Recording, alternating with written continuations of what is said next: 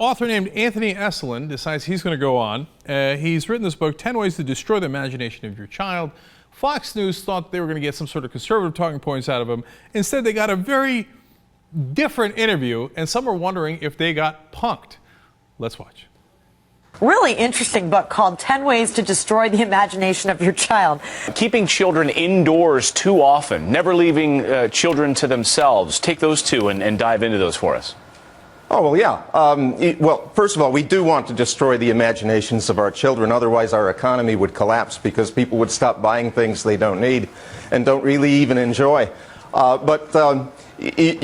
You can't let your kid be outside because a single blade of grass out there is a more wondrous object than anything that the kid will see on a screen in a month's time of viewing television and video games and all those other things. So absolutely, you've got to keep them indoors.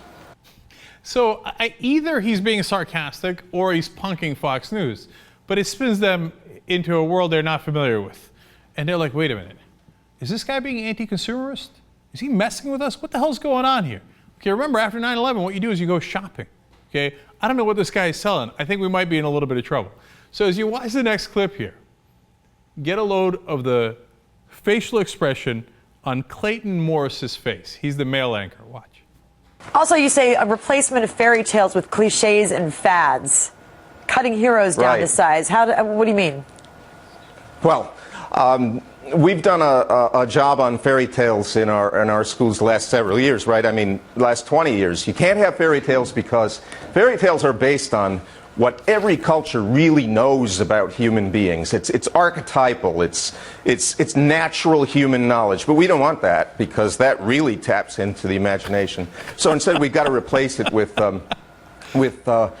stories about whoever happens to be politically favored at the moment. This trains the child into away from the imagination of politics. Yeah. Called 10 Ways to Destroy the Imagination of Your Child. Anthony Esolen, thanks for joining us today. Look, I worked in cable news. I can tell when someone is talking in their ear. She was told, and she's Juliet Huddy. Hut, go, get out of there, get out of there. Okay, so anyway, yeah, sounds like a great book, we gotta go.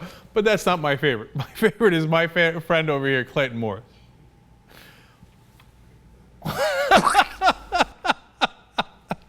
Clayton for the fail on that great look at it he had on his face, like, are we being punked? What's going on here? I don't understand what you're saying. Awesome. Fun for everybody. I don't know if he was just being sarcastic or meant to screw with them. Either way, I love it.